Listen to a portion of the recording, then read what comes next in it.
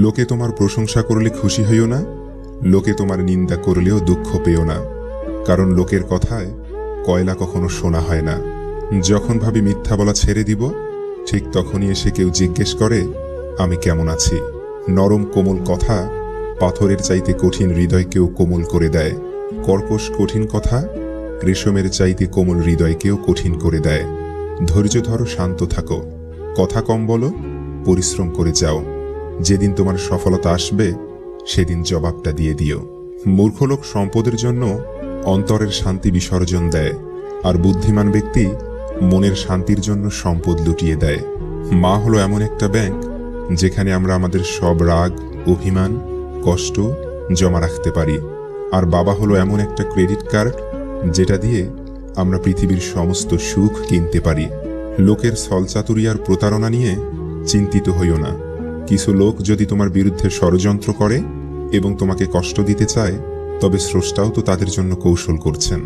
নিকৃষ্ট পাপী ওই ব্যক্তি যে অন্যের দোষ খুঁজতে গিয়ে নিজের মূল্যবান সময় অপচয় করে।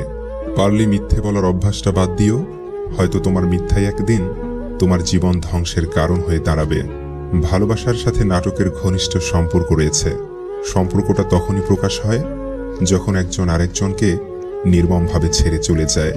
সুন্দর বিদায় হলো ক্ষতি না করে বিদায় নেয়া। সুন্দর ক্ষমা হলো বকা না দিয়ে ক্ষমা করা। সুন্দর ধৈর্য হলো অভিযোগ না রেখে ধৈর্য ধারণ করা। যারা বলে কেঁদো না, তুমি কাঁদলে কষ্ট পাই, অথচ তারাই একদিন মুখের হাসি কেড়ে নেওয়ার কারণ হয়। মধুর চেয়েও মিষ্টি মুখের কথাগুলো নুনের চেয়েও তেতো হতে খুব বেশি সময় লাগে না। যে ব্যক্তি কাউকে কখনো ঠকায়নি, সে ব্যক্তি সবার আগে ঠকে। নিজেকে কঠিন জীবনে অভ্যস্ত করো, কারণ বিলাসিতা চিরস্থায়ী হয় না।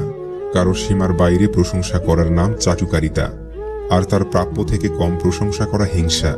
সুতরাং যার যতটুকু প্রাপ্য ততটুকুই প্রশংসা করো, কম বেশি করো না।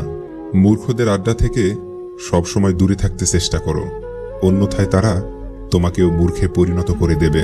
কেউ আপনার মনটাকে ভেঙে চুরমার করে দিয়েছে, একটু ধৈর্য ধরুন। পারলে ভাঙা মন নিয়ে নীরব থাকুন, কারণ সৃষ্টিকর্তা ভাঙা জিনিস পছন্দ করে এবং অনেক যত্ন করে পুনরায় মেরামত করে। দেখবেন আগের চেয়ে দ্বিগুণ শক্ত হয়ে গেছেন। চাইলেও কেউ আর সহজে আপনাকে ভাঙতে পারছে না। গরিব থেকে ধনী হতে চাইলে স্ত্রীকে অনুরোধ করে হলেও বলুন আপনার অবর্তমানে আপনার সম্পদ অন্য কাউকে না দিতে, কারণ কত টাকা ইনকাম করতে পারলেন সেটা বড় কথা নয়। বড় কথা হলো আপনি দিন শেষে কত টাকা সঞ্চয় করতে পারলেন। স্বার্থপর মিথ্যাবাদীদের সাথে কখনো বন্ধুত্ব করতে নেই। এরা নিজের প্রয়োজনে যেমন কাউকে কাছে নিতে জানে, তেমনি প্রয়োজন শেষে এরা খুব সহজেই দূরে সরিয়েও দিতে পারে। গভীর মমতা দিয়ে কাউকে আগলে রাখা যায় না। তাকে পূর্ণ স্বাধীনতা দাও, হয় সে বুকের বাঁ পাশে হাত রাখবে, না হয় বুকের উপর দিয়ে হেঁটে যাবে। কারো অবহেলা মানে জীবন শেষ নয়। একজনের কাছে মূল্যহীন হতে পারো, সবার কাছে নয়। ধৈর্য ধরো, মনকে শক্ত করো। মনে রেখো, সময় সর্বদা এক অবস্থায় থাকে না। খারাপ সময়ের পরেই ভালো সময় আসে। যাদের মন মানসিকতায় সমস্যা, তাদের কাছে আমরা নিজেকে যতই দোষমুক্ত রাখার চেষ্টা করি না কেন, তাদের চোখে কখনো নিজেকে ভালো প্রমাণ করা সম্ভব হয় না। যে মানুষটার অর্থ দুর্বল, সেই মানুষটা প্রিয়জন, পরিবার, সমাজ যাই বলুন সবার কাছেই মূল্যহীন। ধীরে ধীরে যেটা পাবে সেটা তোমার, আর হুট করে যেটা পেয়ে যাবে সেটা তোমার নয়। সৎ এবং মহৎ লোকদের সমালোচনা করা খুবই সহজ, কিন্তু তাদের মতো হওয়াটা অনেক কঠিন। হায় আফসোস, তোমার কাফনের কাপড় হয়তো বাজারে চলে এসেছে, কিন্তু সে বিষয়ে তুমি বেখবর।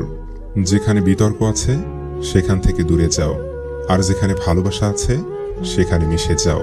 পোশাক হলো বাইরের আবরণ, মানুষের আসল সৌন্দর্য হচ্ছে তার জ্ঞান। তুমি যদি ভালো থাকতে চাও, তবে নিজের ভালো থাকার কারণ নিজে তৈরি করে নাও, কারণ এটা স্বার্থের পৃথিবী। এখানে তোমার আপন বলতে শুধুই তুমি, কেউ কারো নয়। কিছু মানুষ আসে জীবনে যাদেরকে খুব বিশ্বাস করতে মন চাইবে, খুব ভরসা করতে ইচ্ছা করবে।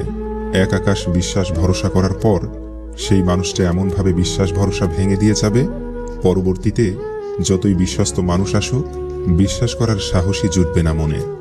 দুর্বল কেউ নয়, পরিস্থিতি মানুষকে দুর্বল বানিয়ে দেয়। আর কিছু ধান্দাবাজ লোক সেই দুর্বলতার সুযোগ নিয়ে নিজেকে বাঘ ভাবে। জীবনটা একা একা কাটানো সহজ, কিন্তু ছেড়ে চলে যাওয়া কারো স্মৃতি নিয়ে বেঁচে থাকা অনেক কষ্টের। তাদের ঠকাতে গিয়ে দিন শেষে আমরা নিজেরাই কোনো না কোনোভাবে ঠকে যাই। অল্পতেই ইমোশনাল হয়ে যাওয়া মানুষগুলো লাইফে অনেক বেশি ঠকে। একটা বয়সের পর সবার কাছে নিজেকে প্রমাণ করার বা নিজের সাপেক্ষে কৈফিয়ত দেওয়ার ইচ্ছে বা তাগিদ কোনোটাই আর থাকে না। কুৎসা বা প্রশংসা কোনোটা নিয়েই অতিরিক্ত ভাবাবেগ হয় না, বরং নিজস্ব ভালো লাগাগুলোকে নিয়ে নিজ পৃথিবীতে একান্তে থাকতেই বেশি ভালো লাগে। অন্যকে দাওয়াত দিতে গিয়ে নিজেকে ভুলে যাবেন না, কারণ পরিবর্তন নিজেকে দিয়েই শুরু করতে হয়। ভণ্ডরা রাগের মাথায় যা বলে তাই তাদের আসল চরিত্র, আর ঠান্ডা মাথায় যা বলে তা শুধুই স্বার্থ উদ্ধারের কৌশল। আমি হয়তো হেরে গেছি, কিন্তু মরে যাইনি। তোমার দেওয়া শত অবহেলা হজম করে আমি প্রমাণ করে দিয়েছি যে বিশাল এই পৃথিবীতে একটা তুমি ছাড়াও বেঁচে থাকা যায়। কখনো কখনো আপনি যতই ভালো হন, যতই দয়ালু হন, যতই ভালোবাসুন, কিছু মানুষের জন্য সেটা কখনোই যথেষ্ট নয়। আপনি নিজে ভালো থাকুন, অন্যের কাছে সৎ থাকুন, অবশ্যই আপনার জীবনে ভালো কিছু ঘটবে। দু একবার ঠকে যাওয়া কিংবা প্রতারিত হওয়া মানে জীবন শেষ নয়, জীবনে ব্যর্থতা থাকা উচিত। এটাও এক ধরনের শিক্ষা। ব্যর্থতা আছে বলেই সফলতার এত দাম। রেখে দিলেই মানুষ থেকে যায় না, আবার থেকে গেলেই সবাই রেখে দেয় না। যারা এক মনে দুজনকে বসায় তারা কখনো আপনাকে রাখবে না, আবার যারা স্বার্থের টানে কাছে আসে তারা স্বার্থ ফুরিয়ে গেলে কখনো আপনার পাশে থাকবে না। মানুষকে যখন তার খুব বিশ্বস্ত মানুষটা ঠকায়, তখন থেকে মানুষের উপর তার বিশ্বাসটা চিরতরে মুছে যায়। কেউ কখনো নিজের সন্তানকে খারাপ বলে না, সে সন্তান হাজারো পাপ করলেও। আর যারা নিজের সন্তানকে খারাপ রাস্তা থেকে ফিরিয়ে না নিয়ে তার সন্তানের সঙ্গ দেয় আর মনে করে যে তার সন্তানই ঠিক, এভাবেই সঙ্গ দিতে দিতে একদিন এমন এক বিপদের সম্মুখীন হয়, সে বিপদ থেকে বের হয়ে আসা মুশকিল। তারা নিজেও বুঝতে পারে না যে কেন তাদের বিপদের সম্মুখীন হতে হলো। তার কারণ একটাই, যে সে যাই করুক না কেন আমার নিজের সন্তান। আর অন্যের প্রতি একটি আঙুল তুললে বাকি 4টি আঙুলের 3টি আঙুল কিন্তু নিজের দিকেই তাক করে থাকে।